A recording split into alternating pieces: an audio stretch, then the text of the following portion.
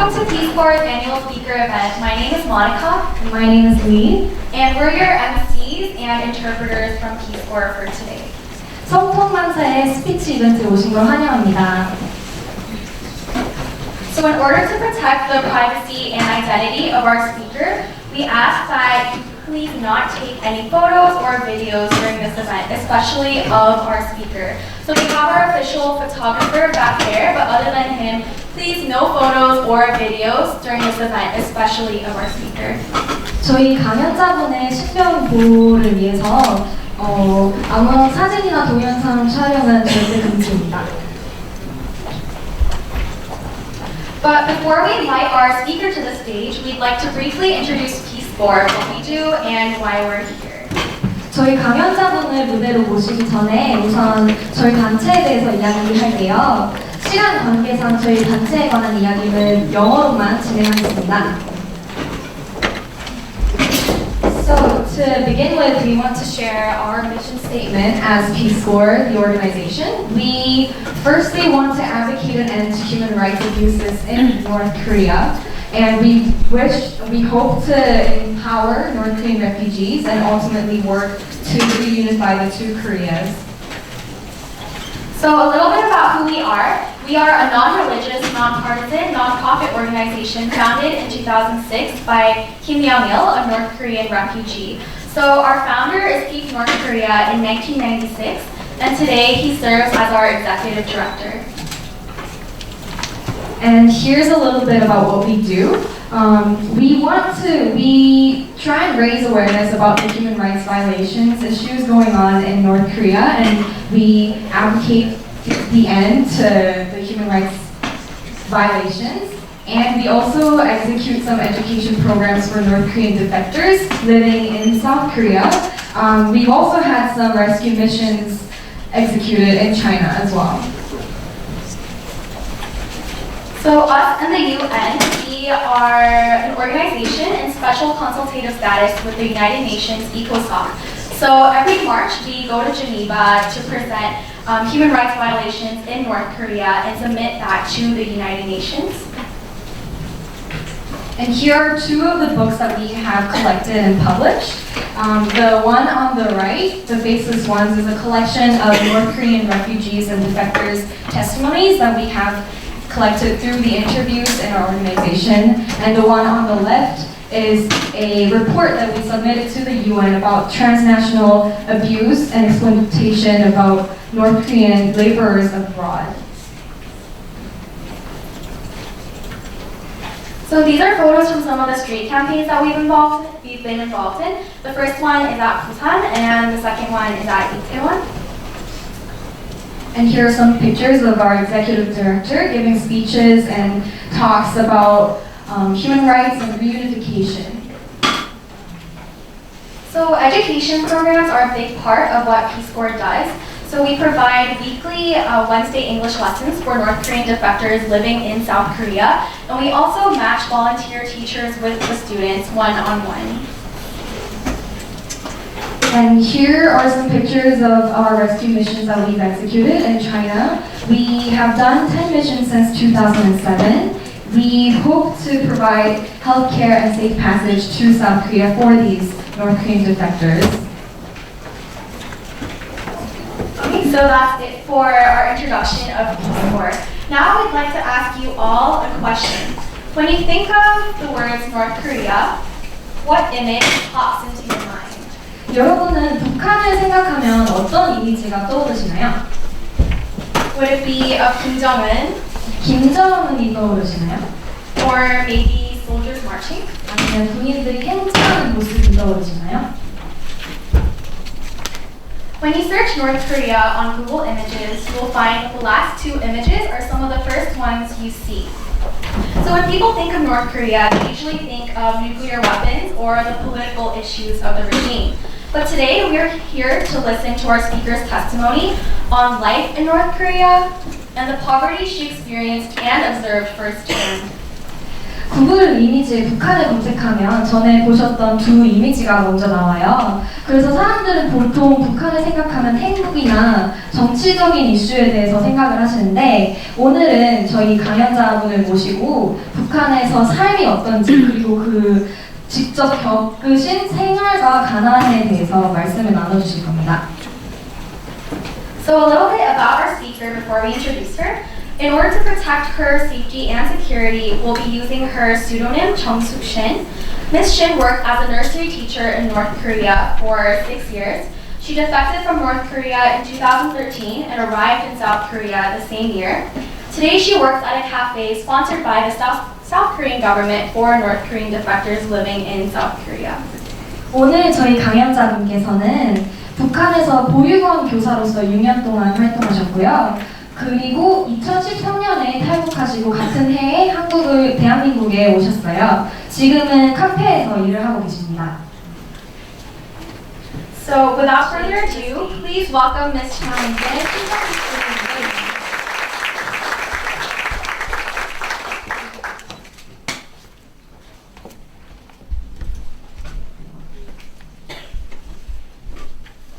So could you please introduce yourself? 자기소개 간단히 먼저 해주실 수 있으실까요? 안녕하세요. 북한의 탈주인 신정숙입니다. Hi everyone, my name is Shin Jung-suk and I am a North Korean defector.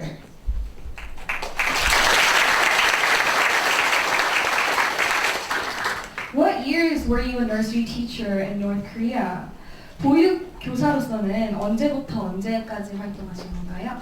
2001년도부터 2008년도까지 하였습니다. From 2002 to 2008, I worked as a nursery teacher in North Korea. How was your experience? 북한의 보육원 교사로서 어떠셨는지 말씀해 주세요. 예, 북한은 두 명이서 아이들을 돌보고 있었습니다. 교대제로. I had to alternate with, there were two teachers working at the nursery and we alternated so that when one person would be teaching while the other person went out to find roots to eat. 두 명이서 아이를 돌보면서 농사를 지어야 했고 한 명은 산에 올라가서 먹을 것을 찾아야 했고 한 명은 아이들을 돌보게 했습니다. So she worked at a rural village, so all the parents would be out farming. So one person would stay and take care of the children while the other person went and found the roots to feed the children with. 91년도부터는 월급이 없었고 93년도부터는 월급이 없었습니다. I didn't earn any wages from 1991 and I didn't earn any rations from 1993. 제가 아이들을 돌보면서 돈 느끼면 아이들도 굶어 죽는 것도 많았습니다. There were many children starving to death. It was very common. 아이들이 도시락을 싸우는 거 보면 부유한 아이들은 도시락을 잘 싸고 없는 집은 정말 빈둥이 차이가 많았습니다. They would always bring their lunches to the nursery and I could definitely see a big gap between the wealthy children and the poor children. 한참 자라나야 아이들이 명절이 일시적으로 평상시를 잘 못 먹다가 명절이나 잘 먹으면 탈이 많이 왔습니다. So because they weren't very well fed on a regular basis, on national holidays when they suddenly ate well, they would get sick. 2003년도는 20명에서 30명까지 있었는데 아이들이 한 해에 5명씩 죽어 나갔습니다. In year 2003,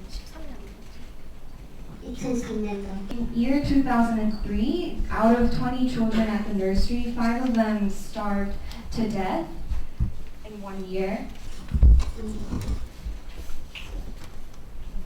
지금 현재 현실은 이 사진입니다. 진짜 사진은 우리가 공개를 외국에 나가야 하고 하기 때문에 저 거짓말 사진을 이렇게 내보냅니다. 현실은 이 사진이가 바로 지금 아이들이 현장에서 보는 게 똑같습니다. So the picture on the left I would say is a very inaccurate picture of what the children look like in North Korea. I believe the picture on the left was probably published by the government to make people believe that children were better fed than in reality. The picture on the left would be a better representation.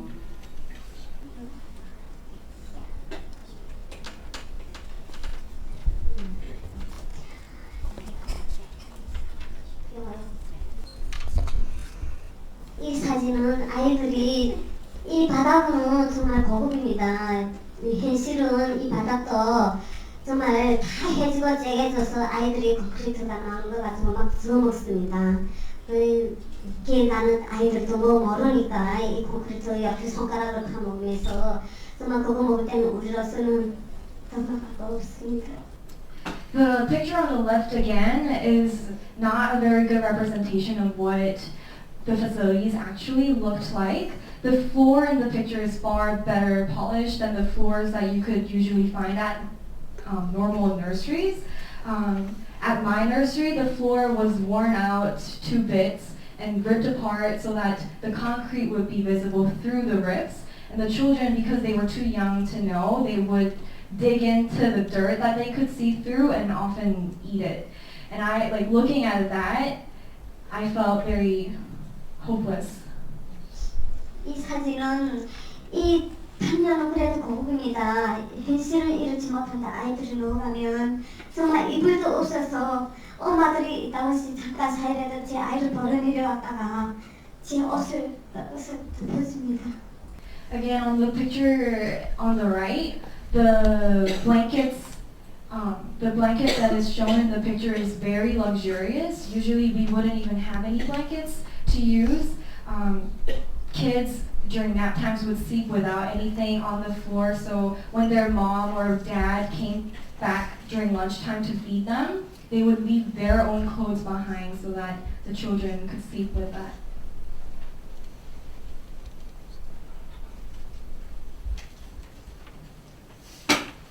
How did you educate children at the nursery?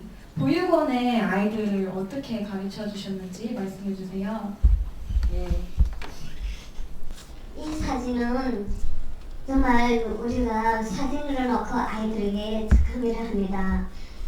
평양 김일성 대원스님께서는 1912년 4월 10월 평양시 만경대에서 탄생하셨습니다. 이렇게 이야기를 나눕니다. So in that picture that she pointed, the one on the far right, we would have those pictures at the nursery and we would educate the children pointing to these pictures. I would say, quote unquote, His Highness Kim Il-sung was born in Mangyongdae, Pyongyang on April 15, 1912.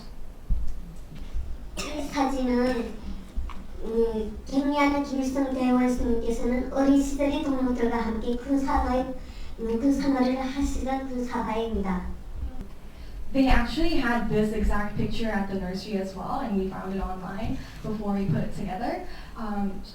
At the nursery, while educating the children, she'd point to this exact picture and say, quote unquote, as a child, His Highness climbed the battleship Boulder and played military roles with his comrades. 이 사진은 아침에 아이들이 오면 첫 강의를 합니다.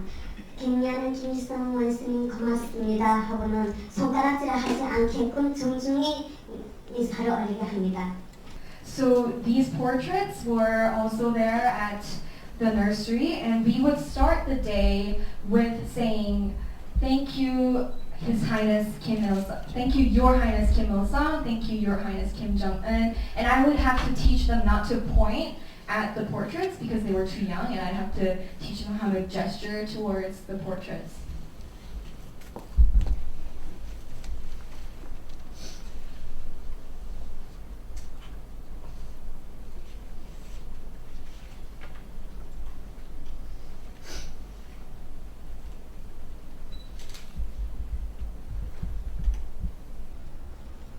아이들을 가르쳐야 될 교재도 없이 정말 우리가 우리 태어날 때 그 선생님께서 배운 그대로 아이들에게 가르쳐 줍니다. 시골에는 정말 우리가 아이들에게 어떻게 가르쳐야 될지 진짜 교편으로서는 정말 그게 도움이 될 게 하나도 없습니다.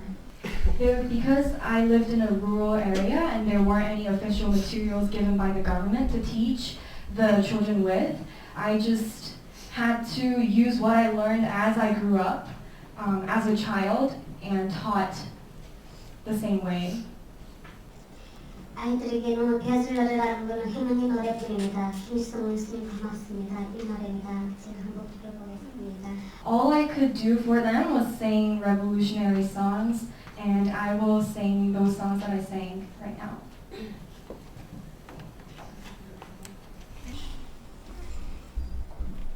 따라하세요. 어린이들 이렇게 첫 시작은 시작되는데요. 아이들은 정말 어린 아이부터 다 따라하거든요. 뻐뻑머리 당실 피어나라고 따사로운 품속에 안아주시는 김일성 대원 스님 고맙습니다. 김일성 대원 스님 고맙습니다. 하루를 가면 이렇게 시작합니다. So to start off the day, I would say, repeat after me and sing the song as she sang just now. That song was about thanking His Highness Kim Il-sung.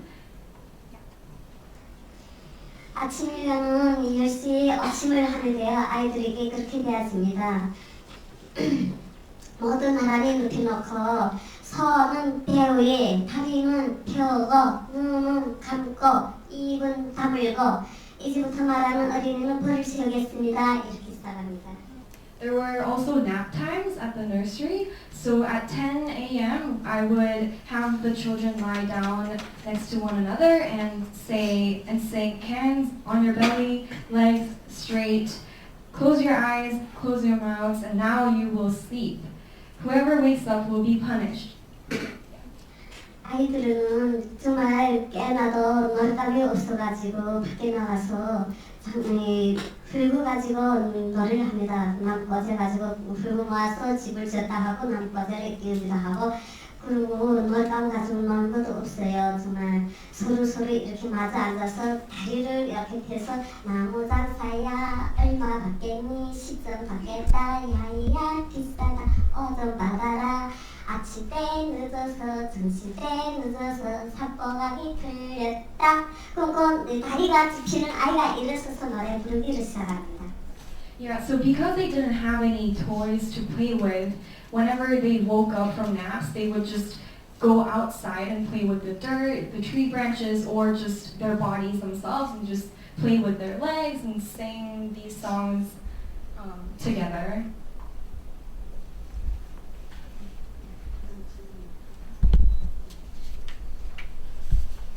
What made you decide to defect North Korea? 무엇 때문에 북한을 떠나겠다고 마음을 먹으셨나요? 제가 라디오로 들었는데요. 한국이 경제가 얼마나 발전된가 하는 걸 때늦게 알았습니다. 정말 미국도 그래, 일본도 그래, 세계 방송을 들을 때는 나도 이 별나라에 가서 천국이라는 데 가서 살고 싶은 욕망이 컸지만은 정말 어떻게 갈지 몰라가지고 망설이다 아버지가 돌아가신 후에 이 결심을 내렸습니다. So I had a chance to listen into a legal radio station, and that's how I found out about the world outside of North Korea. I found out about how wealthy South Korea was and the US and all these other countries were in comparison to North Korea. But at the time, I had my father still alive in North Korea and I couldn't possibly leave him behind. Once he passed away, then I decided that I should leave North Korea. 2명이서 휴가를 보름씩 받아가지고 나는 돈 벌러 가겠다고 해서 한 명은 아이를 보게 하고 나는 계산으로 나왔습니다. 시내에 나와가지고 국경하고 중국하고 연계하여서 왔다 갔다 하기 시작했습니다. So at the nursery, we would alternate between two teachers, myself and the other teacher, for 15 days of work and off. So while the other teacher was teaching for 15 days, I had my 15 days of vacation when I could come out to the city and then make my way to China and earn money and come back and forth. I did that multiple times. 중국에 와보면서 TV를 보면서 세계 정치를 알게 되었고 세계를 보게 되었습니다. 그래서 한국을 떠나야 되겠다는 결심을 가지게 되었습니다. And when I got to China, I was able to watch TV where I learned about the world outside of North Korea, and that's how I learned about South Korea. 중국에 어떻게 가셨는지, 가족이 있으셨는지 그때 당신은 Sorry, I just asked whether she had any connections in China, how she got herself to China in the first place. 중국에 정말 부잣집에 시집을 가게 되었습니다. 그런데 저는 북한에 있는 부모 형제가 있기 때문에 정말 차마 발길이 떨어지지 못해서 그때 당시 결심했습니다. So she had, I had my aunt living in China, and that's how I had the connection to go back and forth without being endangered. And she offered once to get married off to a Chinese man and leave North Korea, but back then my father was still alive and I could not leave him behind. 제가 북한에서 라디오를 들을 때는 정말 미국이 경제에서 1위고 일본이 두 번째고 한국이 세 번째라는 소리를 듣고 제가 떠나야 되겠다 이런 결심을 내리게 되었습니다. And even within North Korea, we had illegal radio stations, and that's where I heard about the economies in the U.S., South Korea, and Japan, about how those countries being much better off than North Korea. 라디오에서 정말 북한 이탈 주민이 정말 고향에 대한 편지를 읽으면서 사랑하는 친구들아 동무들아 할 때는 사랑하는 이 말이 나로서는 정말 어떻게 말해야 될지 처음으로 그런 소리 많이 들었습니다. So on those radio stations, the North Koreans themselves would send messages out to families back home, and they would say, "My dear loving family, my dear loving friend," and that was back then. Hearing the word "loving" was a very weird feeling for me. 북한 사람들도 이제는 북한이 얼마나 못 사는가 하는 것에 대해서 알게 됩니다. Even the North Korean regular population, they know about how far behind we are as a country. 북한 사람들은 한국 옷을 팔아도 한국 옷 입는 값이 비쌉니다. 왜냐하면 그 상표가 좀 한국 경제가 발전되었기 때문에 한국 옷이라는 비싸던 정말 간부들도 있던 옷이라도 쌓여 있거든요. And when we sell clothes and buy clothes in North Korea, the clothes from South Korea would be a lot more expensive because the quality was a lot better. So even the government officers would buy worn out South Korean clothes because they would still be better quality. 그런데 상품을 팔다가도 상표에 쓰면 단속 걸리기 때문에 상표를 몰래 뜯어서 옷을 팔 때 몰래 같이 상표를 주고 청바지는 아예 입지도 못하게 합니다. Selling South Korean clothes was illegal, so they would intentionally take the tag off of the clothes, but show them to verify that these clothes are from South Korea when they're selling it. And jeans were illegal as well. They didn't allow anyone to wear jeans at all. 제가 탈북하기 동기는 아버지가 돌아가시고 2009년도에 제가 나까지 굶어 죽겠다 해서 탈북하게 되었습니다. So the final reason that I decided to defect from North Korea was when my father passed away in 2009. I felt like I was also going to starve to death. So I decided that I would be much better off if I escaped. 동네 사람들도 참 힘들었습니다. 우리 동네는 정말 어느 가족이 3명이서 진짜 먹을 것이 없으니까 생일날도 먹을 것이 없어서 엄마가 한날 한시에 죽을 각오를 가지고 예상으로 받아가지고 온 걸로 그날 밥에다 약 올려서 부지히 먹고 밥상에다가 쪽지를 써서 남기고 가족이 죽었습니다. 저희 지금 먼저 번역자 이렇게 바꾸고 다시 계속할게요. We're gonna change translators right now. Sorry. So in 2005, it was a girl's birthday, and the mother of the girl prepared a feast unlike any before, but poisoned the food so that the family of 3, the mother, the father, and the daughter, would all die together.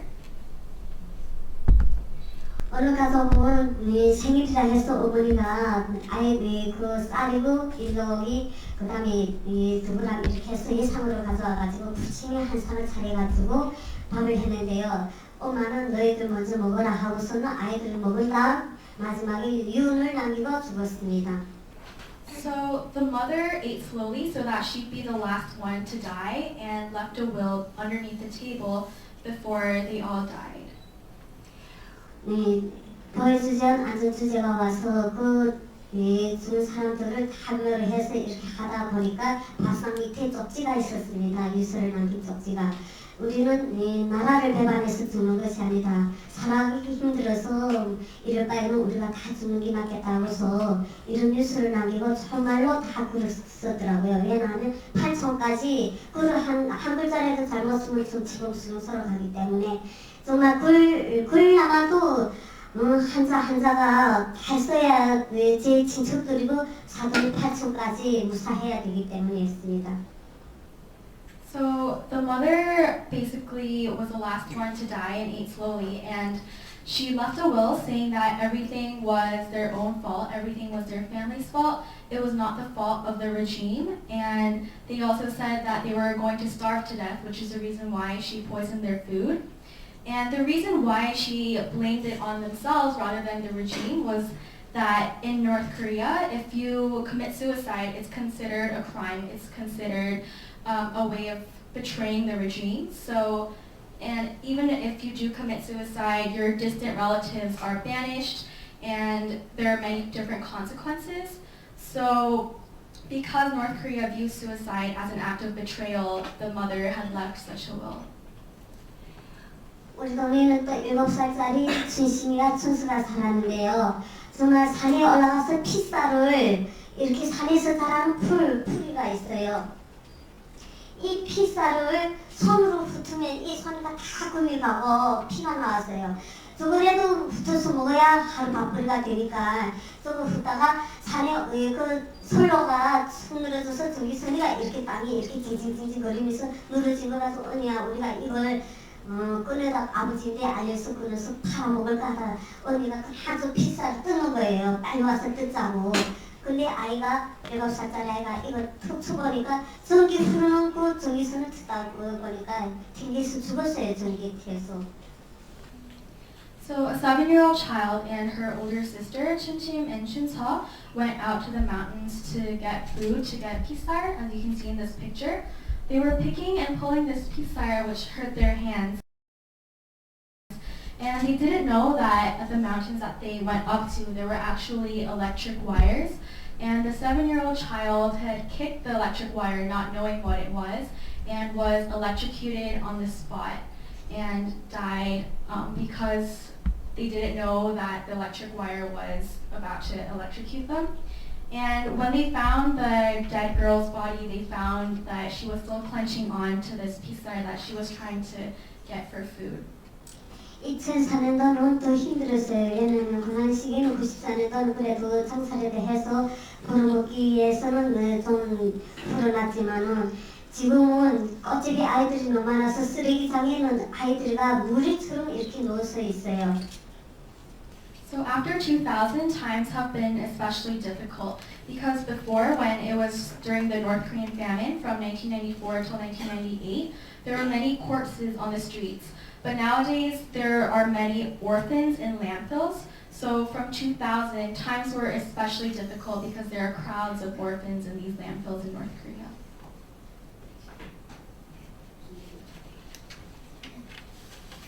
So how did you escape from North Korea? 그럼 북한은 어떻게 탈북하셨나요?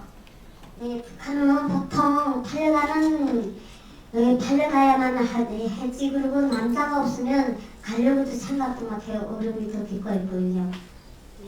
Usually North Korean women are sold off in order to defect. So if they don't have a connection in China, if they don't have a man to marry there, then it's almost impossible to defect. 2009년도는 월세가 여자 한 명당 10,000원씩 받았어요. So in 2009 to 2010, a broker would earn around 10,000 Chinese yuan for one woman. 지금은 한 사람당 이 한국 돈으로 1,400만씩 받아야 여기로 오고 있어요. Nowadays, after Kim Jong-un, the broker earns around 13 million won, which is around 11,000 US dollars for one woman. 제가 김정은 교대를 하다가 중국에 두 명이서 교육사로서 두 명이서 교대를 하면서 큰어머니 내지어서 간병인을 하다가 다시 여기로 되게 되었습니다. So in China, I worked as a caretaker for my aunt, and that's where I stayed for 3 months taking care of my aunt. 여기로 오게 된 경우에는 중국에서 하도 큰어머니를 돌보면서 내가 여기를 떠야 되겠다 이런 결심을 내리고 여기 탈북자 연계해서 브로커를 만나가지고 몰래 빠져나왔습니다. So I decided to defect and escape from China as well after taking care of my aunt and after contacting a broker in China. 중국에서 오는 게 청도까지 한 줄 걸렸고 그다음에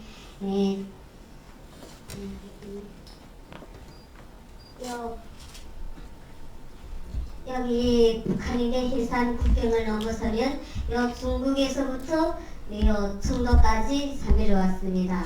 청도에서 공명까지 3일 오고요. 공명에서 라오스 하루 걸렸습니다. 산 5개, 그다음 강 5개. 그리고 라오스에서 태국 국경을 넘는 게 15분 걸렸습니다. 배를 타고.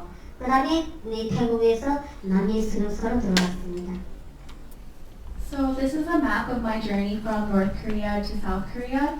So I started off from right above North Korea in China and traveled 1 week to Chengdu, traveled 3 days from Chengdu to Kunming, then traveled 1 day from Kunming to Laos, and 15 minutes from Laos to Thailand. And in Thailand, I stayed there for 40 days at a refugee camp until I was finally able to go and come to South Korea. 태국 남이수용소에서 40일이 있었고요. 거기서 담화를 해가지고 바로 비행기를 타고 한국으로 도착했습니다. 인천공항으로 해서. So it took me, when I was traveling from Kunming to Laos, I had to pass by 5 mountains and 5 rivers. And after that, I went to Thailand, stayed at the refugee camp for 40 days before boarding the plane to South Korea. 태국에 도착했을 때는 경찰관들이 말도 모르지 경찰관들을 좀 불러다가 마트에 들어가서 몸짓으로 전화를 걸어서 이렇게 우리를 잡아가달라고 경찰이 잡아가달라고 이렇게 말했습니다. So in Thailand, I went into a mart and gestured like this in order to be sent to the police there. And thankfully they understood and the police came. 그러니까 바로 경찰관들이 와서 우리를 경찰에서 조사를 하는데 세계 여러 나라 깃발을 붙여놓은 거예요. 그래서 어디서 어디로 왔나? 그러면 우리 북한은 깃발에다가 우리는 대한민국으로 간다. 이렇게 표시를 하면 그 사람들이 우리를 거기 남이수용소를 넣더라고요. So the police came and sent me to the police station, and thankfully there were pictures and pictures of the flags of different countries. So I pointed to the flag of North Korea to indicate that that was where I was from, and then pointed to the flag of South Korea to indicate where I wanted to go. And from there, I was sent to the refugee camp in Thailand.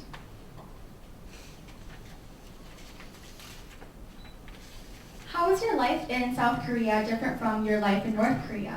한국에서의 생활은 북한에서의 생활과 어떻게 다른가요? 여기 생활은 자기가 벌 수 있는 것만큼 자기가 일할 수 있는 것만큼 자기 돈이기 때문에 그리고 자기가 정말 어디에 나가서라도 마음껏 일자리를 찾을 수 있는 그게 좋더라고요. Here, the money I earn belongs to me. I can work wherever I want to, and I have the freedom to choose what I want to work. 내가 공부를 하고 싶으면 돈 내서라도 공부를 할 수 있고 정말 자기가 할 수 있는 건 모든 걸 자기 자유가 있잖아요. So if I want to study in South Korea, I can with my own free will. In South Korea, I have the freedom to choose what I want to do. 북한에서는 공부를 잘해도 대학을 못 갑니다. 뒷받침이 있어야지 뒷받침이 없으면 정말 간부 자식들이나 돈이 많고 이런 자식들이나 대학을 갈 수 있어요. In North Korea, even if you are smart, you cannot go to college if you don't have the necessary financial means. So only the people who can go are the sons and daughters of government officials. 북한에서는 정치에 대해서만 알기 때문에 세계에 대해서는 잘 모릅니다. In North Korea, people don't know much about the outside world due to political indoctrination. Is there anything else you'd like to say? 따로 하시고 싶은 말씀 있으신가요? 예, 저는 정말 여기 한국에 와보니까 세계에서 북한을 지원이 많이 들어가더라고요. 근데 이 지원을 하면 반대입니다. 지원을 하면 우리 백성들이 모릅니다. 아이들이 정말 사탕 하나라도 들어가는 게 없어요. 어디에 다 들어가듯이 정말 그 당장에서 그 김정은이 뭐 군사에 들어간다 뭐 이 영해로 들어간다 이렇게 하니까 우리 백성들은 모르니까 난 차라리 이걸 다 근절시켰으면 좋겠어요. So in South Korea, I learned that there was a lot of foreign aid going into North Korea. I am against this type of foreign aid because all that aid is going into the hands of the Kim regime and not into the hands of the poor children who are starving. The poor children are not receiving even one candy from this foreign aid, so I'd like to say that other countries should stop providing foreign aid for North Korea. 나는 이렇게 생각합니다. 이 지원을 끊으면 김정은도 생각이 좀 달라지지 않을까. 지원을 자꾸 해주니까 자꾸 자기만 배부르겠다고 백성들을 모르고 있습니다. 지원을 끊으면 정말 중국의 진척이거나 미국의 진척이거나 왕래를 열어놓을 수 있지 않을까. 그래야 우리 사람들도 세계에 대해서 다 알 수 있을까. 이렇게 생각합니다. 북한이 내 동무가 미국에 친척이 있다고 해서 삼촌이가 있는데 편지가 날아왔어요. 미국이 삼촌이 편지 왔다고 해서 그 집은 정말 감시 대상으로 옆집하고도 말 못하고 숨어 살아야 했습니다. 그래서 그 집 딸이 내가 이걸 미국에 가서 삼촌을 만나가지고 이거 세계에 공개하겠다고 탈북했어요. 내가 여기까지 들어왔습니다. 대한민국에 들어섰습니다. So this is what I think. If we stop foreign aid, then maybe the Kim regime would change their mind. Because as we continue to provide them with foreign aid, that's what they're continuing their regime on. So I think that we should stop this foreign aid. And back in North Korea, there was one girl whose uncle lived in the US. And that girl's family was isolated from the rest of North Korean society because they were watched 24/7 by the regime and they were unable to have any social ties with other people in North Korea because of this. So I believe that there should be freedom of movement for the North Korean people so that they are able to see what life is like outside of North Korea. And that same girl who had an uncle living in the United States, that same girl actually escaped North Korea, and I found out that she was living in China and with an abusive Chinese husband. And I was able to contact her through my sister living in China and got her to actually come to South Korea. So today she's actually in South Korea right now.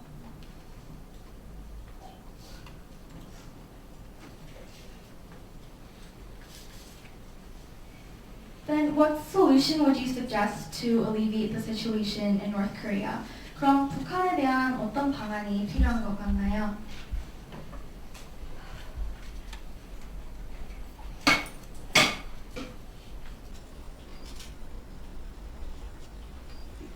방안이라면 북한에 대한 거는 우리가 사람들에게 백성들에게 세계를 다 알고 싶고 정말 데리고 가서 행복하게 살 수 있습니다. I want to make sure that the people in North Korea experience life outside North Korea and bring them here and make them happy.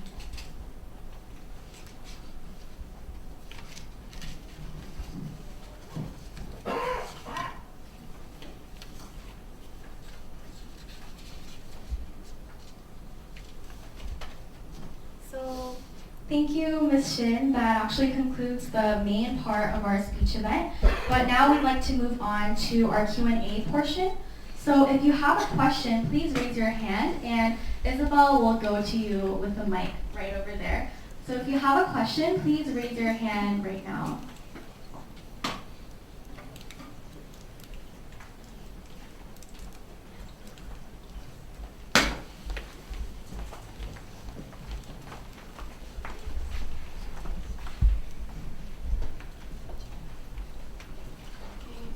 First, I'd like to thank her for story 정말 감사합니다. And I would like to ask her why she chooses to share her story with us.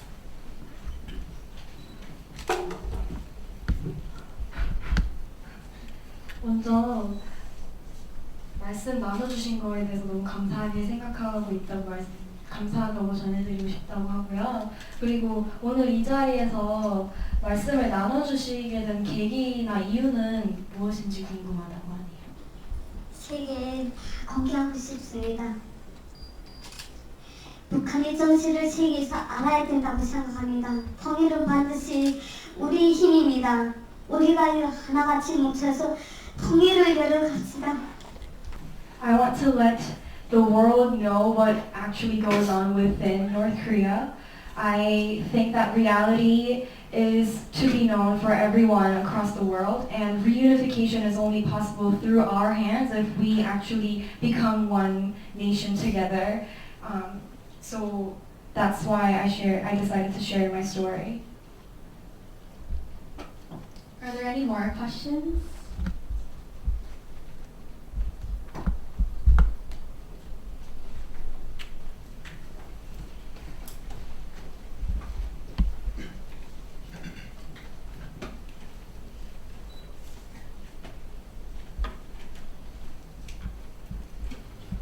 Okay, so my question is, I think one of the ways that at least my understanding is that one of the ways that a lot of North Koreans are identified in South Korea is the way they speak, because their accent is quite distinct. So I guess when you go out and just kind of go on errands or are interacting with South Koreans, do you find that you have to maybe speak a different way to them to avoid them maybe like recognizing you as North Korean, or have you maybe been singled out because you were North Korean, because people sort of heard the way you talked, or kind of there's something about you that kind of gave away the fact that you weren't from South Korea? Like, how did you react to that? Or maybe you can sort of share some experiences in which that happened.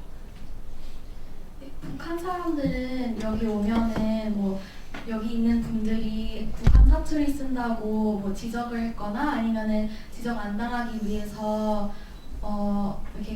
이렇게 사투리나 이렇게 다른 북한 말 하는 거를 감추셨던 적이 있나요? 없습니다. 북한에서 왔다고 당당하게 말하고 싶습니다. I've never hidden my accent from North Korea. I want to be proud and confident of the fact that I'm from North Korea. 북한하고 남한은 아랫동네 윗동네는 한 민족이 아니에요. 왜 그걸 감추고 살겠어요? 나는 당당하게 말하고 싶습니다. Aren't we all just one civilization? I want to be confident and proud of the fact that I'm from there. Any more questions?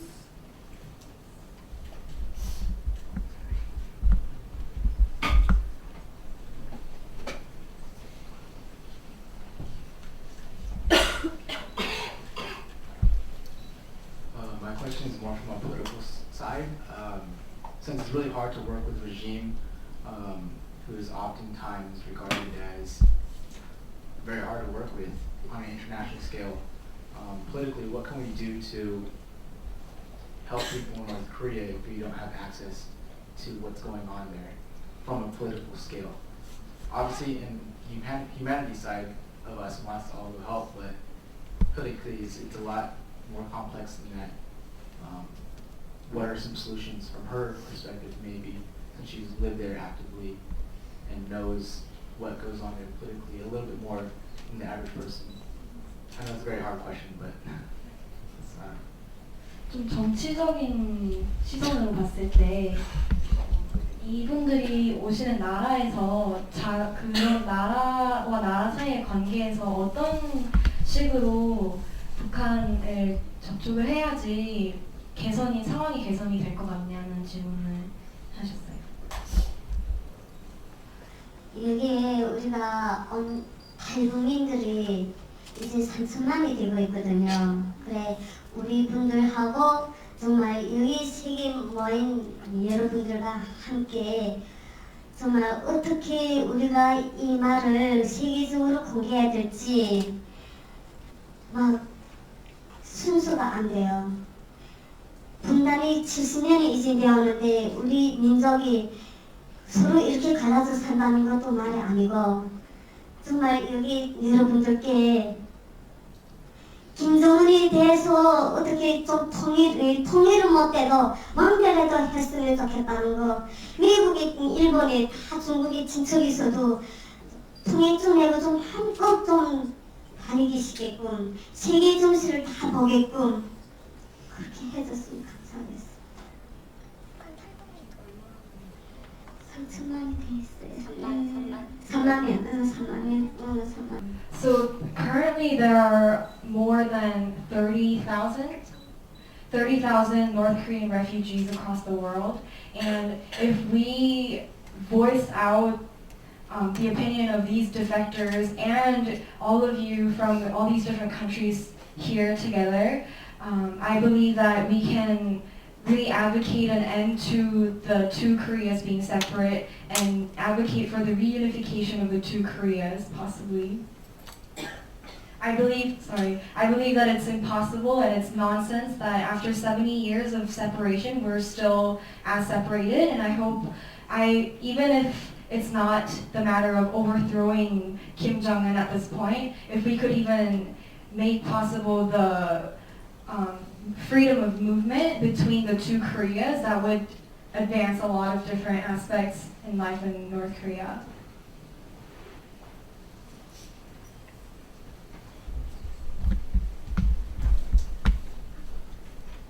So do most North Koreans want reunification, and how is popular opinion, I guess, different from your personal opinion being outside?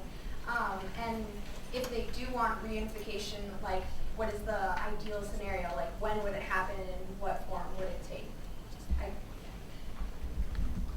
대부분 북한에 사시는 분들은 통일을 원하나요? 그리고 만약에 통일을 원하면은 어떤 식으로 원하나요? 언제 아니면은 어떻게? 이 백성들은 통일을 바랍니다. 근데 간부들은 통일을 안 바래요. 이 통일이 된다면 간부들도 백성들하고 평등권을 거의 가지게 되거든요. 그러니까 백성들은 뭔가 통일은 바라지만 통일은 안 된다고 생각해요. 그러니까 자유왕래라도 기본 왕래를 기준으로 하고 있어요, 우리 백성들이. Ordinary citizens do want reunification, however, the wealthy government officials do not, so practically it seems a bit difficult for reunification to happen. However, I definitely do think that freedom of movement should be a reality for the people, and that would change so many things for the people living in North Korea.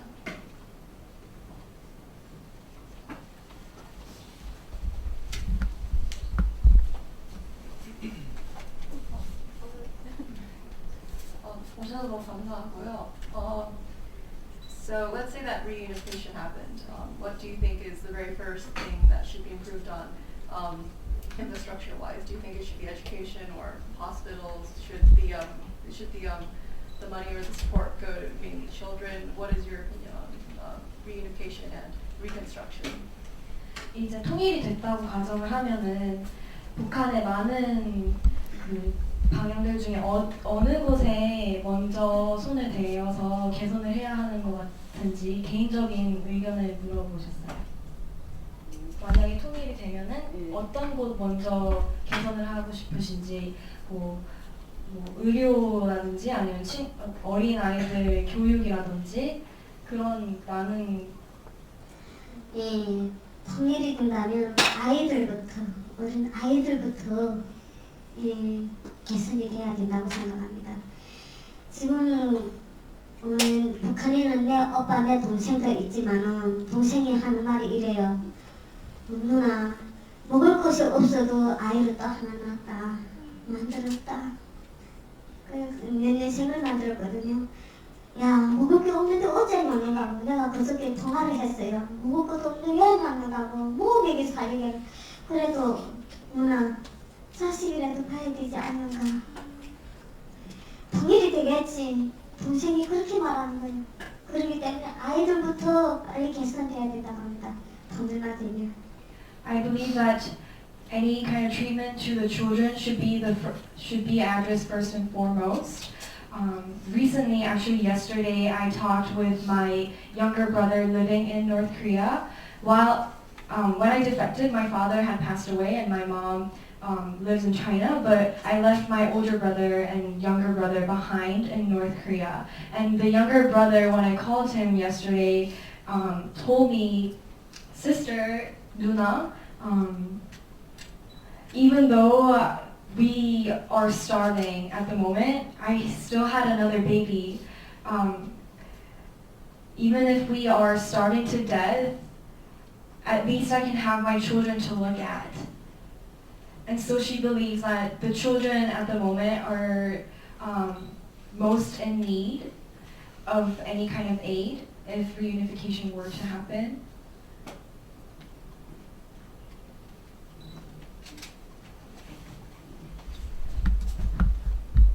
I was just wondering if the North Korean government actually actively tries to catch the defectors, like overseas. 북한에서의 정부는 혹시 지금 탈북자 분들을 돌아오시게 하려고 하나요?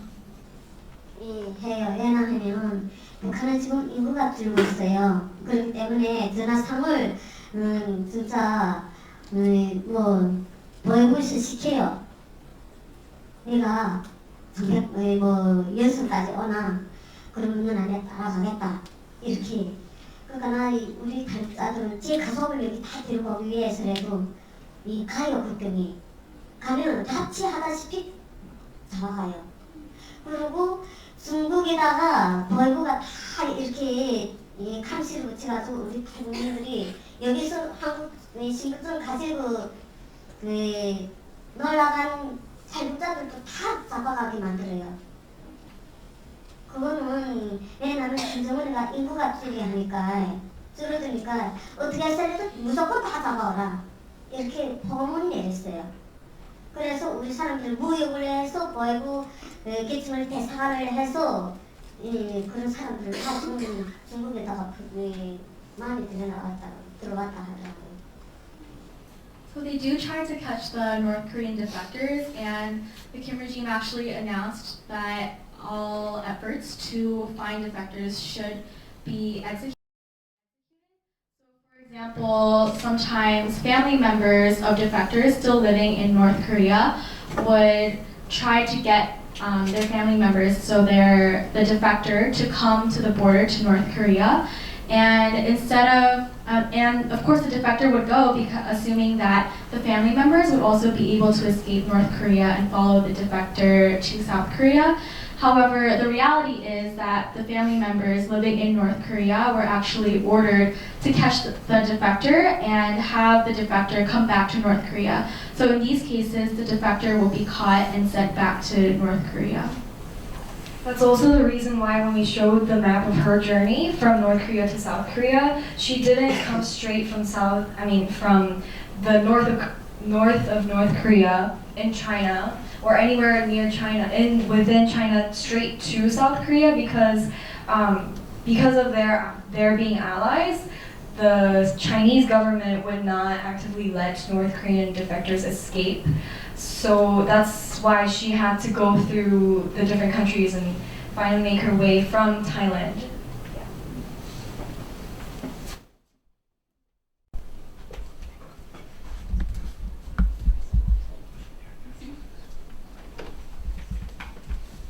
Hi, I just want to ask, right, because I know that North Korea's government imposed a lot of brainwashing and propaganda on the North Korean people. So I would like to know, do North Koreans truly believe what you guys are told, or do you guys deep down you all feel that you guys are being lied to, or there's something that the government isn't telling you? 정치에서 이제 사람들을 주입식으로 이제 교육을 하잖아요. 정치에 대해서. 근데 그거에 대해서 이제 거기 있는 사람들은 어떻게 생각을 하는지, 정말 그거를 믿는지 아니면 어떻게 생각을 하는지 궁금해요. 94년도까지는 정치를 믿었어요. 왜냐하면 김일성이 서거됐다고 만백성이 다 온다고 진짜 동상에 가서도 울고 했지만은 고난이가 시작되니까 사람들이 먹고 살아야 되니까 내가 어떻게 담을 믿고 사는가. 강연 자료나 회의를 할 때는 한쪽 길로 듣고 한쪽 길로 내보낸다. 앞에서는 정치를 따르는 것 같아도 집에 들어가면 가족끼리 앉아서 먹을 것이 있는데 어디 그런 데 나가면 믿지 않아요. 지금 거짓말이라는 거 알고 있어요. 지금. So until 1994, people were relatively loyal to the government, and they sincerely went up to the statue of Kim Il-sung and cried when upon his death, the news. But after 1994, the famine hit, and the ordinary North Korean people started to suffer a lot from starvation. And once the situation got to that point, people started doubting the government. And even though they may on the surface look as though they are loyal to the government because it's for the sake of their own security, back home when they come back to their own houses, they would, amongst their family members, just talk about the reality of the government. There's a question right here.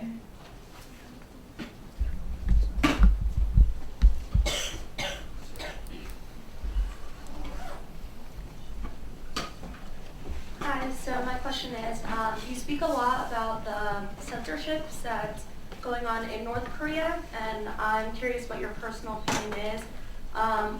What are the most important pieces of information you've learned about the outside world that you wish people living in North Korea knew at this point in time? 북한에서는 생활청화가 많이 일어나잖아요. 그러면 북한에 사시는 분들은 어떻게 생각하시는지? Sorry, could you repeat the the question? last part of your question? So essentially I was curious about from her personal experience, what piece of information she's learned about the outside world, either through when she was in China or now living in South Korea, that she wished people living in North Korea knew.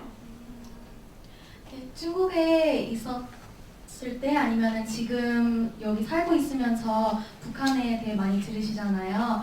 그러면 지금 북한에 대해 들으시는 것 중에서 어떤 거가 지금 북한에 계시는 분들이 알고 있었으면 좋겠나요?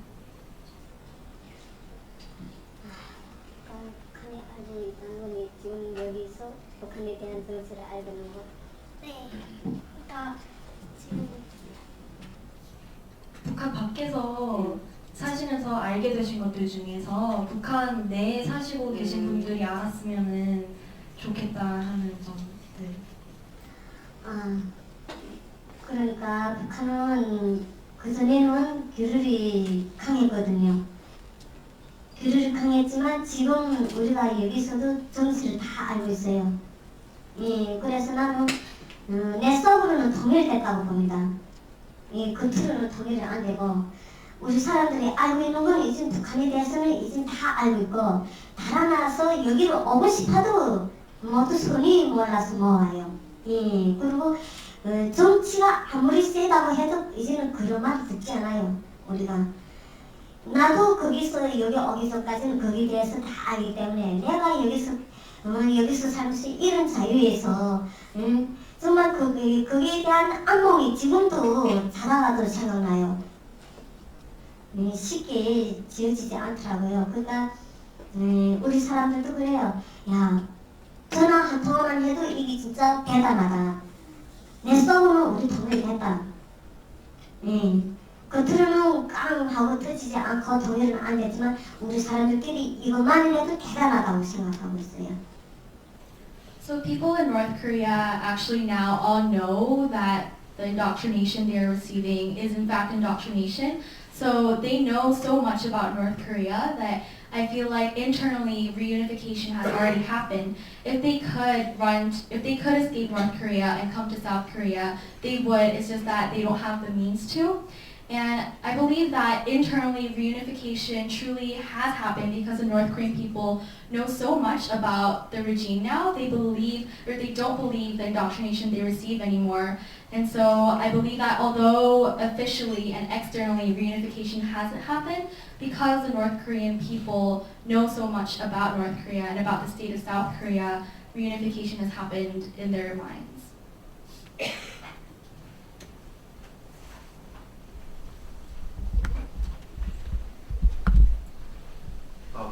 As a Korean descendant, I think that the way North Korea affects us the most is through conscription for males because it's mandatory.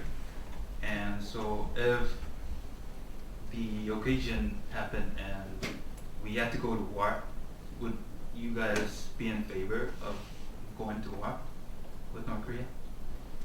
Sorry, could you repeat the question, please? Like if the situation happened where South Korea has to go to war with North Korea in order to stop all this, would you guys be in favor? Are you asking us? No, Oh, okay.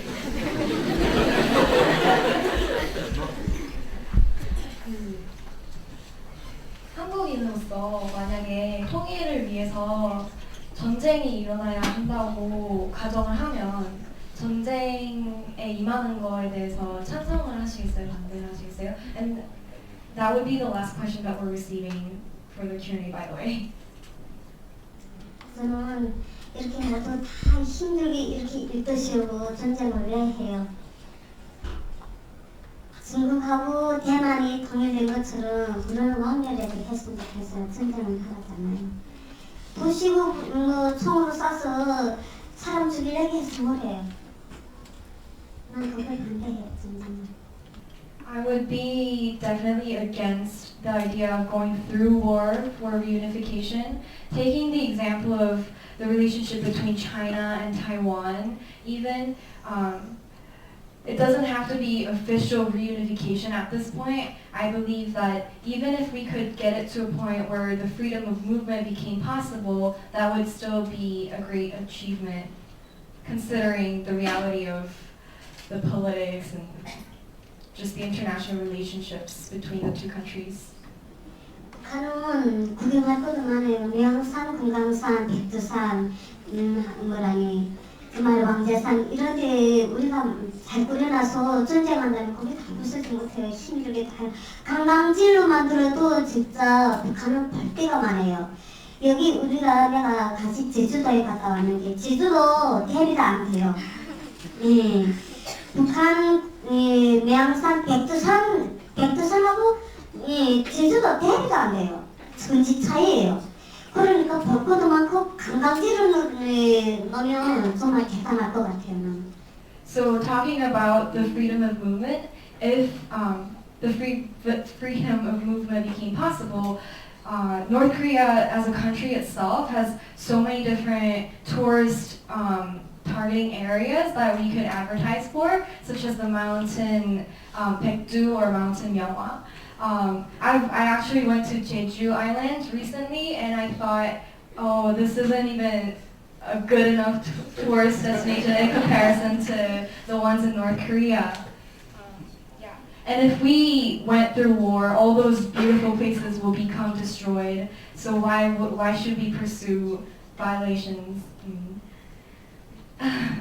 when we can preserve all these beautiful resources?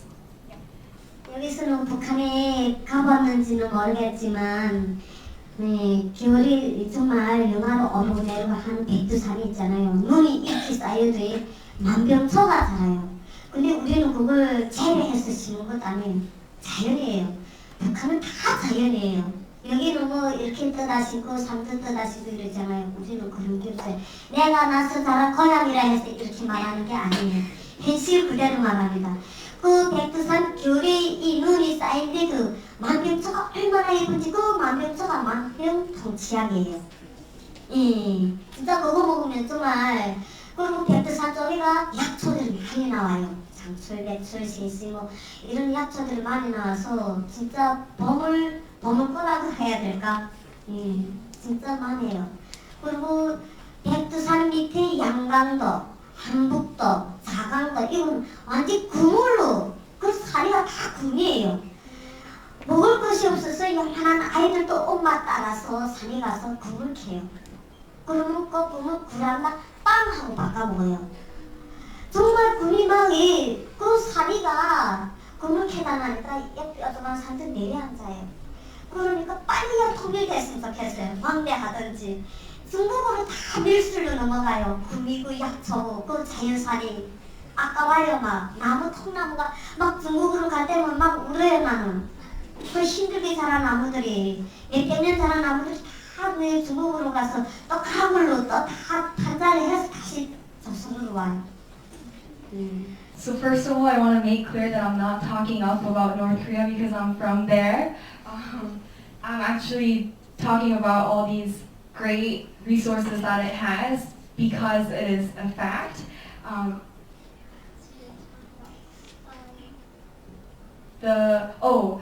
Even in winters, the North Korea is actually full of nature and it's really beautiful.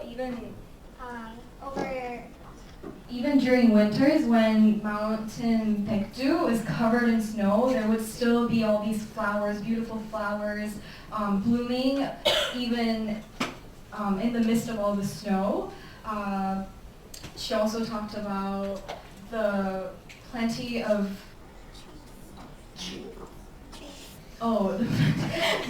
how there are so many beautiful trees in North Korea and all these mountains, and also there's a lot of gold, she says, in all those mountains as well, that the children, because they are starving, they would go and mine out those gold and exchange a piece of gold for a piece of bread.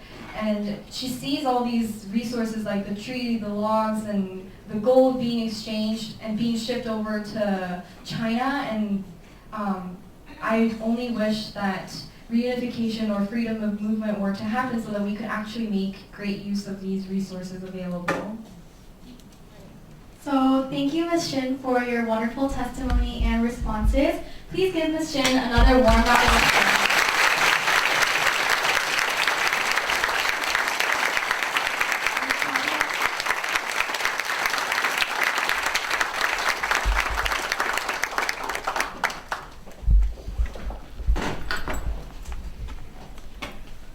Very effective so far. What we could do is raise awareness of the situation in North Korea, advocate an end to human rights abuses, and support North Korean defectors. Our organization is promoting North Korean human rights through direct provision of educational materials for North Korean defectors living in Korea. We also have one-to-one tutoring lessons and weekly English lessons for all these defectors living in Seoul right now. Right, so we also submit human rights reports to the United Nations in order to support the human rights of North Koreans both in and out of North Korea. So that concludes our event for today. Thank you so much for coming.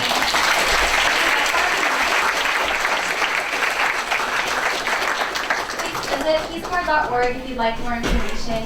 Have a wonderful evening, everyone, and we hope to see you all at the Rockout concert.